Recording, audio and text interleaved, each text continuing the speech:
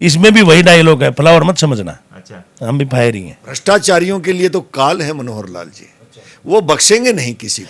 साढ़े इतने भ्रष्टाचार, इतने वो घपले कर दिए कि हमें रोजाना ही विरोध प्रदर्शन। आप 2000 करोड़ रुपए की चला दो, माला मूलधन 200 रुपए, उसको 400 मान लो, मूलधन ही तो मानना है 200 रुपए। सबूत पेश करे, उंगली मेरी निकल जाएगी अपने आप, कटी जाएगी मेरी तो। कोई भी दोषी हो, कोई भी दोषी हो, बख्शा नहीं जाना चाहिए। इतना मूर्ख नहीं कि 25 साल पुराना मेरा राजनीतिक जीवन लगा दूं, दांव के ऊपर लगा दूं, मेरा जो फ्यूचर है वो भी लगा दूं। मैं दम है तो उस उंगली को निकाल करके दिखाए। ईश्वर मान ने मेरे बारे में कहा था और ईश्वर मान को मैंने लीगल नोटिस भेजा है, मनाने का उसके ऊपर केस फाइल किया है। मैं उंगली डालने का मतलब नहीं कि मैं उसके मुंह में उंगली लेके जाऊं, मेरी उंगली को क्यों झूठी करूंगा। दूसरा अस्पताल में बहू का उल्टा बच्चा बता दिया, हम तो सारे डर गए। उसके बाद मैं शंकरगिरी हॉस्पिटल में आ गई और मुझे वहाँ पर नॉर्मल डिलीवरी हुई है। मैं और मेरे बच्चे दोनों ठीक हैं। मरीजों के विश्वास का दूसरा नाम SMSG हॉस्पिटल रोहतक गेट। एक बार सेवा का मौका अवश्य दें। नमस्कार दोस्तों, मैं हूं आपका दोस्त विनोद शर्मा और भिवानी से एक और रिपोर्ट आपके साथ लेकर के आ गया। दोस्तों फिलहाल मौजूद हुई युवा आयोग के चेयरमैन मेरे साथ मुकेश गौड़ हैं और जिस तरह की शब्दावली का प्रयोग कुछ दिन पहले एक वीडियो में इनका रहा और उसके साथ साथ फिलहाल जिला की बात करूं तो जिला अध्यक्ष मेरे साथ शंकर धूपट भी मौजूद रहेंगे। उनसे भी पूछूंगा, हमेशा जिस तरीके से सारगर्भिता वाली बातें करते हैं लेकिन कभी कभी इस तरीके की उतावली बातें भी कर जाते हैं। शायद हो सकता है कि खुद आरोपी हैं या फिर कई बार यूं कहते हैं कि दर्द वहीं होता है जहां पे घाव पे उंगली लगा दी जाए। एक पत्रकार ने सवाल पूछा और फिर जैसी बातें निकल के आई, शायद आपको भी पता है, आज फिर दोबारा से पूछने के लिए इनके पास आ गया हूं कि बड़ी वजह क्या खुद फंसे हुए थे इसलिए ऐसे शब्दों का प्रयोग किया या कौन सी बड़ी वजह है कि ऐसे शब्द मुकेश गौड़ के मुंह से सुनने को मिले? नहीं, पहले तो विनोद जी थोड़ा सा शब्दों का ना आप भी मर्यादा का ख्याल रखें। मेरे तो सवाल है। नहीं, आप सवाल तो, परंतु आप जैसे चाहेंगे वैसे सवाल इस्तेमाल नहीं कर सकते। फंसे होगा तब हो जब कोई मेरे ऊपर कोई बात तो ऐसा नहीं कह सकते कि कोई एक चिंदी चोर आकर के कहे कि मुकेश गौड़ की इसी से संलिप्तता थी उसमें। मैंने उस बयान में स्पष्ट कहे, अलग में उंगली डाल के डॉक्यूमेंट देना भाई मीनू, अलग में उंगली डालने का मतलब नहीं कि मैं ये शब्द मैं मेरी बात के ऊपर आ रहा हूँ। अलग में उंगली डालने का मतलब नहीं कि मैं उसके मुंह में उंगली लेके जाऊँ, मेरी उंगली को क्यों झूठी करूंगा। जिस भाषा से उसने का इस्तेमाल किया, जिस डॉक्यूमेंट का, उसी के ऊपर मैंने कार्रवाई की है और ये लीगल नोटिस दिया है। ये लीगल नोटिस उसी व्यक्ति को दिया है और मैंने अब उसके अलग में उंगली डाल दी है। अगर उसमें दम है तो उस उंगली को निकाल करके दिखाए कोर्ट के अंदर, उसका जवाब दे करके और उसके प्रूफ साबित करे कि अगर मुकेश गौड़ के ऊपर कोई आरोप लगाया है तो इसके खिलाफ जो मैंने आरोप लगाया था उसके मेरे पास ये सबूत है और उसके ऊपर कार्रवाई की जाए। अगर वो कार्रवाई नहीं करता है तो मैंने उसके हलक में उंगली डाल दिया था, आप भी मानेंगे। अब मैंने कौन है जो भी है, ईश्वर मान ने मेरे बारे में कहा था और ईश्वर मान को मैंने लीगल नोटिस भेजा है, मनाने का उसके ऊपर केस फाइल किया है। मैंने अब उसके हलक में उंगली डाल दी है, उसमें दम है तो उस उंगली को निकाल करके दिखाए। मतलब शब्द चाहे कैसे भी हो लेकिन लड़ाई कानूनी हो। कानूनी लड़ाई, ऐसे नहीं कोई किसी के ऊपर बोल जाएगा। मैंने उसका एक इंटरव्यू भी देखा था, मर्दानगी और है, मर्दानगी कहीं और दिखाने की जो बात है उस मामले में मैं जाना नहीं चाहता, परंतु कोर्ट के अंदर जो बात है कोर्ट के हिसाब से ही चलेगी। अगर आप किसी व्यक्ति के ऊपर बेबुनियाद अगर कोई बात कहेंगे तो वो उसके ऊपर आपको कोर्ट में जवाब देना पड़ेगा। मैंने जवाब मांगा है, मेरे वकील ने उसको नोटिस दिया है और उस नोटिस का जवाब दे, वरना जब तक जवाब नहीं देगा मेरी उसके हलक में उंगली है, कागज के तौर पर है। मैंने क्या गलत कहा था? आज भी कह रहा हूं। मुकेश गौड़ इस मामले से जुड़े हैं या नहीं जुड़े? मुकेश गौड़ इस मामले से अगर जुड़ा हो, पहली बात तो मैं ये बता दूं, मैं इस बीजेपी का 25 साल पुराना कार्यकर्ता हूं और जीरो टॉलरेंस पे काम करने की इस पार्टी की नीति है। हम सब लोग मनोहर लाल खट्टर जी के नेचर को अच्छी तरह से जानते हैं। भ्रष्टाचार के मामले में किसी को बख्शने वाले नहीं। मैं इतना मूर्ख नहीं कि 25 साल पुराना मेरा राजनीतिक जीवन लगा दूं, दांव के ऊपर लगा दूं और मेरा जो फ्यूचर है वो भी लगा दूं। मैं इस बात को, मैं और धोपड़ा जी और नंदराम दानिया जी और हम सब लोग पार्टी के प्रबुद्ध जो कार्यकर्ता थे वो सब लोग जाकर के आज एसपी से मिले। उन्होंने कहा कि हमने सब ने कहा कि जाकर के इसके ऊपर निष्पक्ष जांच होनी चाहिए, कोई भी दोषी हो बख्शा नहीं जाना चाहिए। 2-3 नाम ऐसे थे जिनके ऊपर अब तक कोई चर्चा आई नहीं, तो हमने कहा कि उन लोगों के बारे में पता लगाओ। लेकिन बात करूंगा किस तरह की शब्दावली का प्रयोग क्यों किया गया? क्या बीजेपी तो नहीं सिखाती ऐसी बातें कि हल्क में उंगली या इस तरह की, जिस तरीके से आप बीजेपी के पार्टी के चेयरमैन हैं, राजनीति में है, लोग पता नहीं कैसी बातें करते हैं, फिर आप ऐसे शब्दावली। युवा मोर्चा का प्रदेश अध्यक्ष भी रहा हूँ, स्टेट का जनरल सेक्रेटरी भी रहा हूँ, मैं एक संस्कारवान कार्यकर्ता हूँ। मैंने उंगली डाल दी, ये उंगली के नहीं तो और क्या आएगी? ये उंगली उसको निकाल के दिखाया, अगला सबूत पेश करे, उंगली मेरी निकल जाएगी अपने आप, कटी जाएगी मेरी तो। मेरी तो उंगली कट जाएगी अगर उसने सबूत पेश कर दिए तो निकाल के दिखाए, मैंने डाल दी उसके अंदर। क्या बड़ी वजह है कि आपका नाम क्यों है? आपसी कहाँ कोई नाम है? द्वेष, आपसी द्वेष आप कह रहे हो। ईश्वर मान ने आप पर टिप्पणी की, आपने अब उनके मां नानी का वो कर दिया, वजह क्या? आपसी द्वेष है क्या कोई? भाई साहब वो दिमाग से पैदल आदमी है, उसकी आपने देखी होगी कितने दिनों से वो लगा हुआ है। और कुछ वो गांव, जिस गांव से, उस गांव की राजनीतिक प्रतिद्वंदिताएं जैसी है, मैं सारी टेलीविजन के ऊपर नहीं बताना चाहता। आप खुद समझ सकते हैं कि इसके पीछे की कड़ियाँ क्या रही होंगी। परंतु मैं राजनीतिक मर्दानगी वाला आदमी हूँ। मैंने उस दिन भी कहा था 24% गोल्ड का आदमी हूँ। जिस भाई के मन में हो अपने हिसाब से काम करें। हमने डीसी से और एसपी से मिलकर के पार्टी के जिम्मेवार लोगों ने आज निवेदन किया है। ऊपर हमने जहाँ पर बतानी चाहिए थी, जहाँ पर हमने कहनी चाहिए थी, वो हमारी बातें हुई हैं। सरकार अपना काम निष्पक्षता से करेगी, आप निश्चित रहें। प्रशासन अपना काम कर रहा है। एक भी दोषी व्यक्ति को बख्शा नहीं जाएगा, चाहे बीजेपी का बड़े से बड़ा आदमी क्यों ना हो, और चाहे कोई प्रशासनिक अधिकारी हो, चाहे कमेटी से जुड़ा हो, चाहे बैंक से जुड़ा हो, किसी भी आदमी को सरकार बख्शने वाली नहीं है।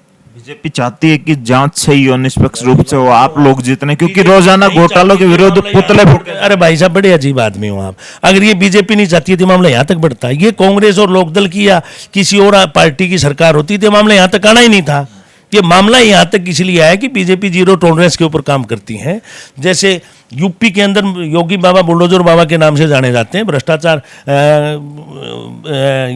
क्या बोलते हैं उसको, अपराधियों के अंत के लिए जाने जाते हैं, उसी प्रकार मनोहर लाल खट्टर जी भ्रष्टाचार के अंत के लिए जाने जाते हैं। फिर भी 500 करोड़ की चर्चाएं चलती हैं। 500 घोटाले की नहीं कह रहा मैं, चर्चाएं तो आप 2000 करोड़ रुपए की चला दो। माला मूलधन 200 रुपए, उसको 400 मान लो। मूलधन ही तो मानना है, 200 रुपए। क्या वजह है, क्यों उठाया गया है मुद्दा? फिर चुनाव या कोई और वजह? जुबान पकड़, चुनाव नजदीक है, विपक्ष के पास कोई मुद्दा नहीं था। परंतु जो चीजें निकल के आई हैं, बैंक में जो चेकों का जो मामला निकल के आया, या जो और चीजें हैं उसके ऊपर जांच हो रही है। दूध का दूध और पानी का पानी निश्चित तौर पर आपको देखने को मिलेगा। अब तक हम प्रशासन से जब बातचीत हुई एसपी साहब से, तो उन्होंने कहा कि बहुत सी चीजों में आगे बढ़े हैं, कुछ चीजें, कुछ बिंदु बचे हुए होंगे, उनके ऊपर सरकार प्रशासन काम कर रहा है और आपके सामने 2-4-5 दिन में सारी चीजें क्लियर होने वाली हैं। मतलब ऐसी राजनीति होगी, जो डर नहीं है उसी डर को ले आओ, जो चीज है ही नहीं उसको ले आओ, ताकि आपको मुद्दे मिल जाए। किसको? अब की राजनीति, हालिया राजनीति, मैं किसी पार्टी की बात नहीं कर रहा, लेकिन अब ये माहौल चल रहा है। देखिए मैं बताऊंगा, बीजेपी की राजनीतिक जो है वो एक आइडियोलॉजी है हमारी। हम उस आइडियोलॉजी से काम करने वाले लोग हैं। और बाकी पार्टियां जो, तभी तो ये विपक्ष का दुर्भाग्य कहूँगा मैं, ना तो 7.5 साल के शासनकाल, 8 साल के शासनकाल में केंद्र में, और ना 7.5 साल के शासनकाल में प्रदेश के अंदर कोई विषय भी मिला ही नहीं। आप पत्रकारिता से जुड़े हुए, हमने कितने साल हमने विपक्ष की भूमिका को निभाया। सालों इतने भ्रष्टाचार, इतने वो घपले कर दिए कि हमें रोजाना ही विरोध प्रदर्शन करने पड़ते थे। कारण था उसका हमारा बड़ा नेतृत्व विपक्ष की भूमिका में। सदन के ऊपर हम सड़क के ऊपर लगे रहते थे क्योंकि वो रोजाना गड़बड़ करते थे।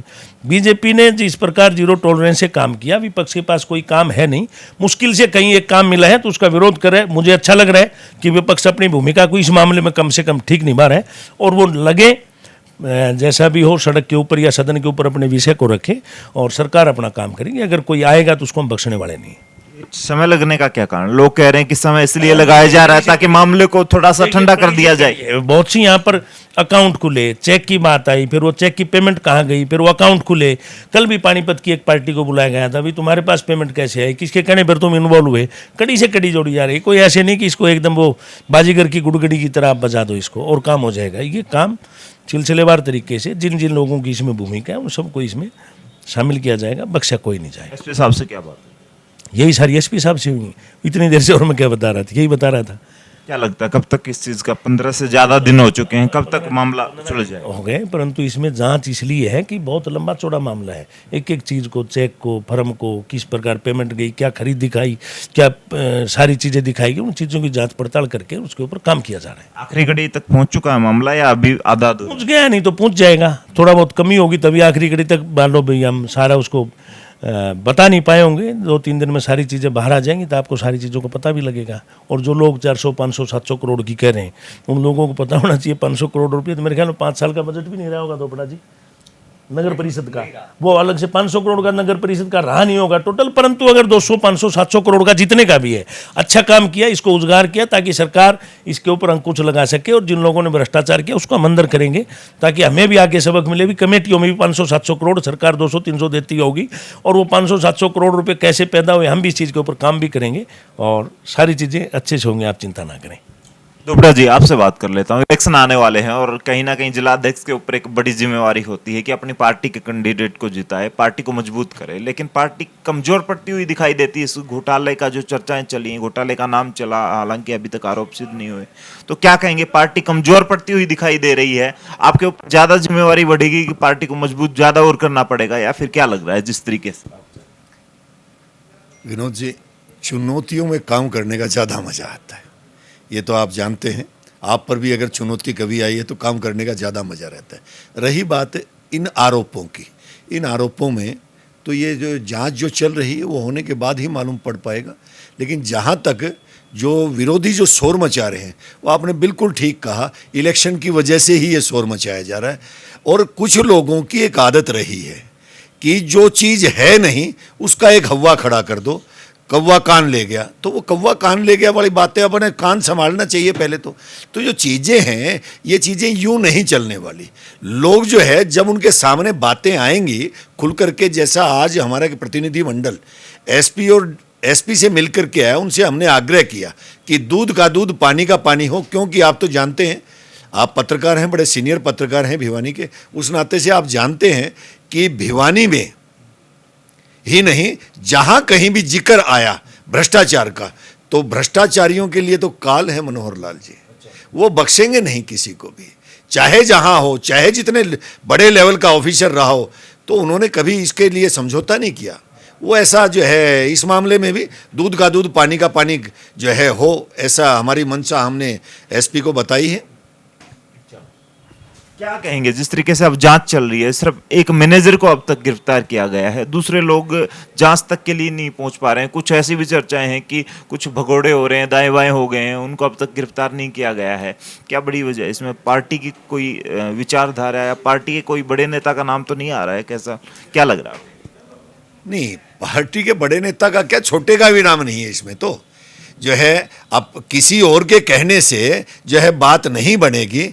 और जो आपने बताया समय लगने वाली, इसमें टेक्निकलिटीज है, अकाउंट्स का काम है, चेक्स का काम है, वो जो चेक है उसमें सिग्नेचर्स को वेरीफाई करवाना होता है, अलग अलग जो फॉरेंसिक रिपोर्ट जो है वो आनी होती है, वो जो चीज़ें हैं वो उसमें टाइम लगता है, बस उसी वजह से लग रहा है मेरे ख्याल से। तो बाकी इन चीज़ों के बारे में आपको प्रशासनिक अधिकारी और जो है ये पुलिस ऑफिसर्स वही बता पाएंगे इन चीज़ों के बारे में, तो टाइम कैसे लग रहा है।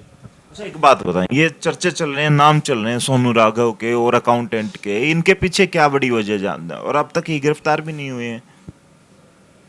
देखिए, जो नाम आपने लिया, ये नाम जो है प्रथम दृष्टया जब बातचीत चली थी तो उसके अंदर मैंने भी नाम सुना था, कैशियर रहा है, तो उसको भी सरकार कहीं ना कहीं प्रशासन जो है ट्रेस आउट कर रहा होगा। जैसे ही आगे निकल के आएगा उसकी जो भूमिका रही होगी इसको ही पकड़ के बातचीत की जाएगी, पूछेंगे। अच्छा, चेयरमैन है, सरकार के बीच में बैठते हैं, कहीं पे ऐसा भी होता है कि अंडरगारमेंट खरीदने होते हैं, या फिर ये रसीदें ये कहाँ से आती हैं? होता है सरकार में ऐसा कोई पहले से? कुछ नहीं, देखो क्या किस काम के लिए किस चीज़ की शॉपिंग परचेजिंग करनी होगी वो तो एक अलग विषय, परचेज तो अलग अलग डिपार्टमेंट की होती है। परंतु ये मेरे लिए भी अचंभित करने वाली बात है कि नगर परिषद के अंदर भी ऐसा कुछ हुआ है, इसी चीज़ की जाँच चल रही है।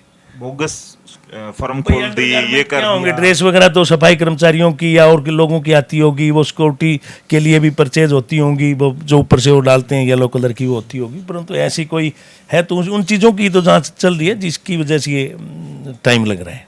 लेकिन ऐसा हुआ है तो लगता है कि कहीं ना कहीं गड़बड़ है, ऐसी रसीदें वहां पे पड़ी हैं। हाँ, और चेयरमैन आपकी पार्टी से जुड़े चेयरमैन ये कह रहे हैं कि मेरे तो सिग्नेचर ही नहीं है जितने भी चेक उसने भी चैलेंज किया। देखो, किसी का भी नाम घसीटना, ऐसे घसीटने में कोई आनी जानी नहीं है। उसने खुद स्वयं चैलेंज किया, अगर मैं हूं तो मुझे भी अंदर ठोक दो। और हम भी कहते हैं जो भी आदमी इसके अंदर शामिल हो उसको उठा करके अंदर ठोक देना चाहिए। हमारे पूर्व के जिलाध्यक्ष नंदनाम दानिया जी, वर्तमान के जिलाध्यक्ष शंकर धोपड़ा जी, ठाकुर विक्रम सिंह जी, मीना परमार जी, हम सब जो लोग जाकर के हमारे दोनों महामंत्री थे और सब जाकर के मिल के आए हैं, वीरेंद्र कौशिक जी थे।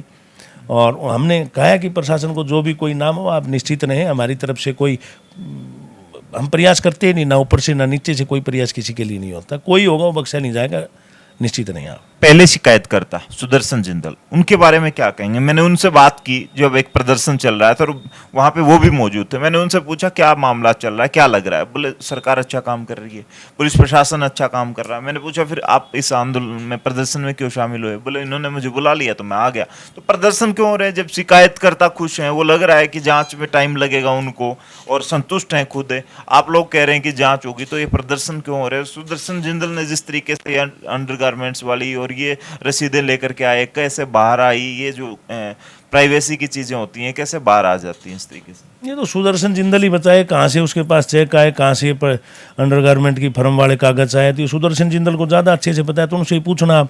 और ये जहाँ का फर्म है मेरे ख्याल से उसके आसपास में उसका मकान भी होगा, तो ये जिंदल साहब बता सकते हैं, मुझे नहीं पता। सुदर्शन जिंदल ने अच्छा विषय उठाया, हम उसके ऊपर सरकार का भी ध्यान गया, तो अच्छा काम हो रहा है। जिंदल साहब से पूछना बाकी चीज़ें इससे संबंधित कुछ हैं तो। गुस्सा बड़ा आ जाता है आपको? राजनीति में तो आरोप प्रत्यारोप लगते रहते हैं, लेकिन गुस्सा बहुत आता है मुकेश गौड़ को।